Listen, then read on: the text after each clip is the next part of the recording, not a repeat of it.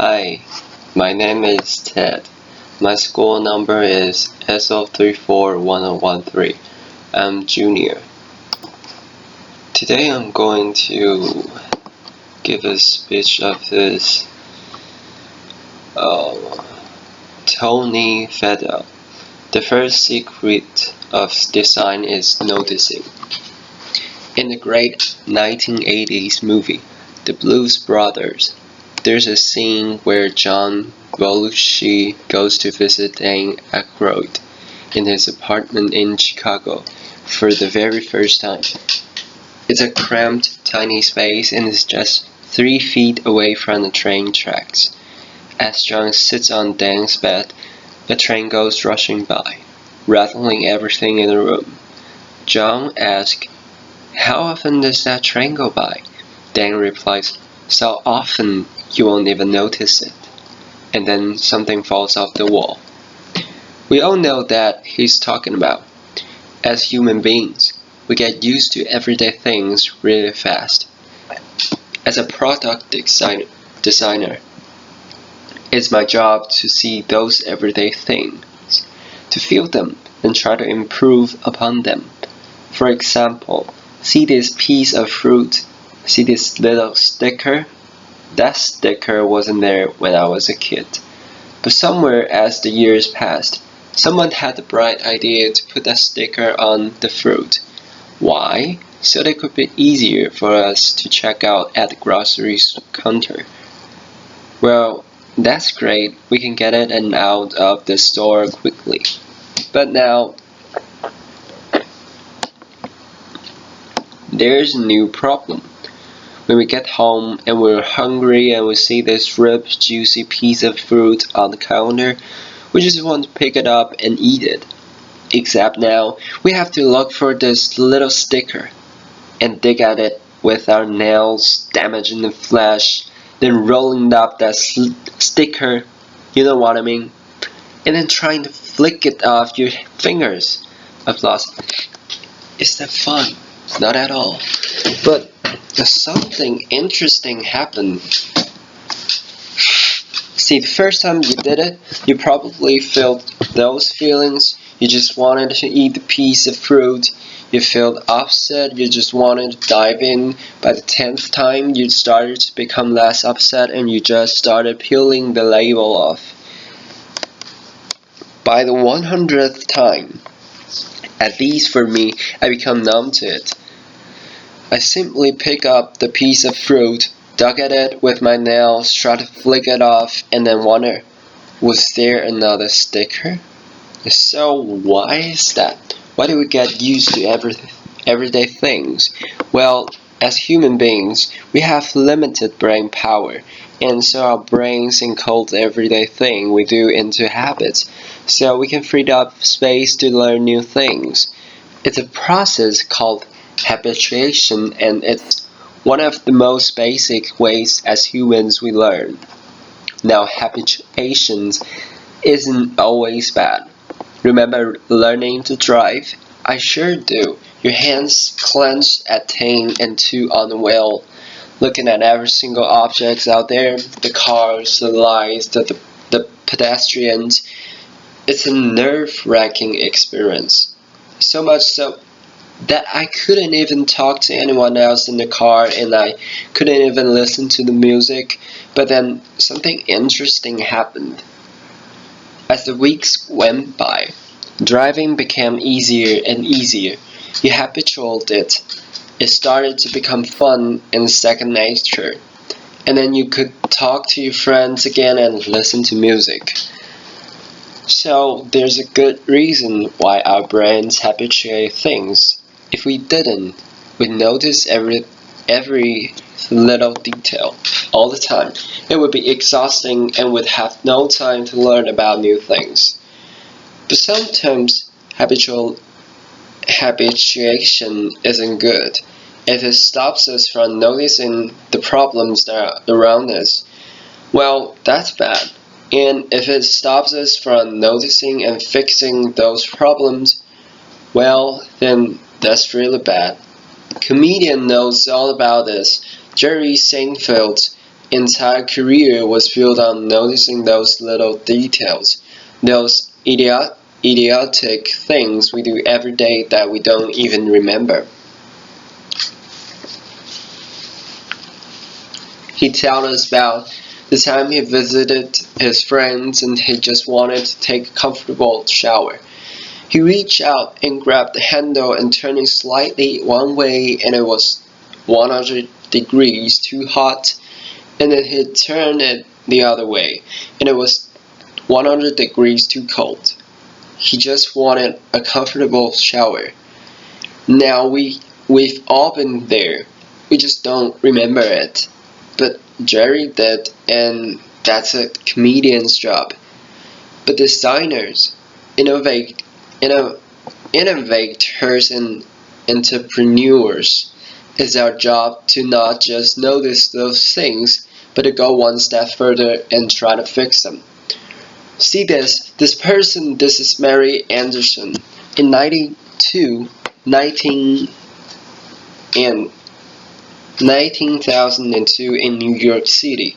She was visiting, it was a cold, wet, snowy day and she was warm inside a streetcar.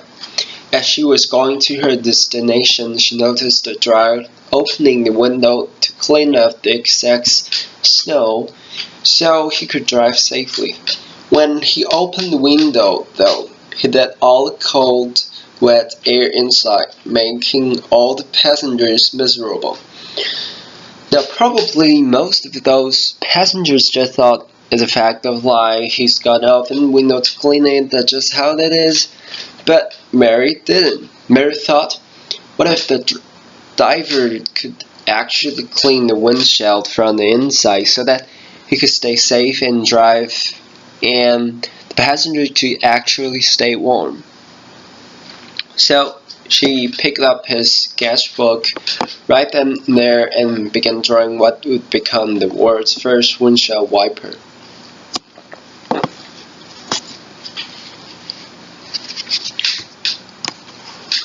Now, as product designer, I try to learn from people like Mary to try to see the world the way it really is, not the way we think it is. Why? Because it's easy to solve the problem that almost everyone sees, but it's hard to solve the problem that almost no one sees. Now, some people think you're born with this ability or you're not, as if Mary Anderson was hardwired at birth to see the world more clearly. That wasn't the case for me. I had to work at it. During my years at Apple, Steve Jobs challenged us to come into work every day to see our products through the eyes of the customer. The new customer, the one that has fears and possible frustrations and hopeful exhilarations that their new technology product could work straight away for them. He called it staying beginners and wanted to make sure that we focused on those tiny little details to make them faster, easier, and seamless for the new customers. So I remember this clearly in the very earliest day of the iPod.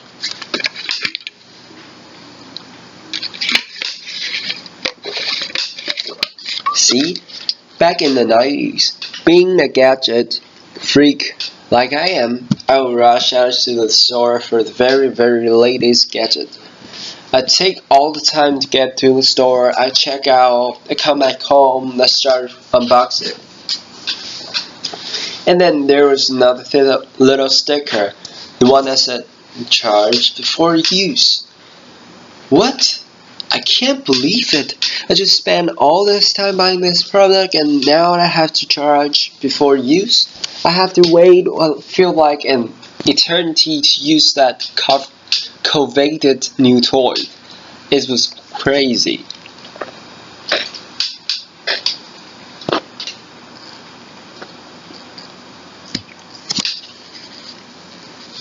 But you know what? Almost every product back then did that. When it had batteries in it, you had to charge it before you use it. Well, Steve noticed that and he said, "We're not going to let that happen to our product." So what do? Typically, when you have a product that has a hard drive in it, you run it for about 30 minutes in the factory to make sure that hard drive is going to be working years later for the customer after they pull it out of the box. What do we do instead? We ran that product for over 2 hours. Why? Well, first off, we can make a higher quality product, be easy to test, and make sure it was great for the customer. But most importantly, the battery came fully charged right out of the box, ready to use, so that customer with all that acceleration could just start using the product. It was great and it worked. People liked it. Today, almost every product that you get that battery power comes out of the box fully charged, even if it doesn't have the hard drive. But back then, we noticed that detail and we fixed it. And now everyone else does that as well. No more charge before use. So, why am I telling you this? Well, it's seeing the invisible problem, not just the obvious problem. That's important, not just for the product design, but for everything we do. You see, there are invisible problems all around us. Once we can solve, but first we needed to see them to feel them. So I am hesitant to give you any tips about neuroscience or psychology. There's far too many experienced people in the TED community who could know much more about that than I ever will. But let me leave you with a few tips that I do, that we all can do to fight habituation.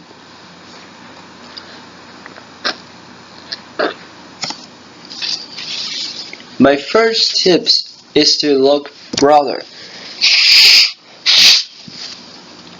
You see, when you're tackling the problem, sometimes there are a lot of steps that lead up to that problem, and sometimes a lot of steps after it.